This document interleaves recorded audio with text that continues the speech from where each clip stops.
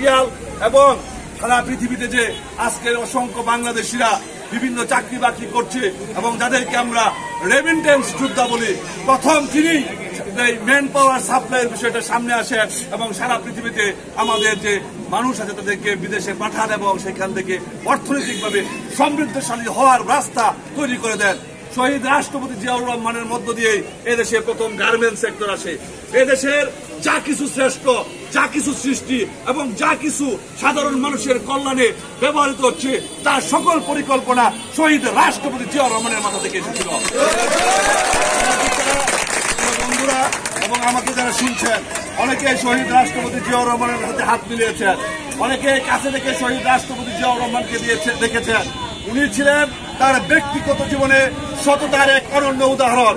উনি তার ব্যক্তিগত জীবনে এমন সৎ মানুষ ছিলেন যেটা এখন পর্যন্ত সারা বাংলাদেশের মানুষ সততার উদাহরণ হিসেবে তাকে ব্যবহার করে। উনি তার জীবদ্দশায় সবকিছুতেই খুব পরিমিত ছিলেন। বক্তব্য দীর্ঘায়িত করব না, শুধু এটুকু বলতে চাই, নতুন প্রজন্মের কাছে আমার যে বক্তব্য, আপনারা শহীদ রাষ্ট্রপতিকে জানুন,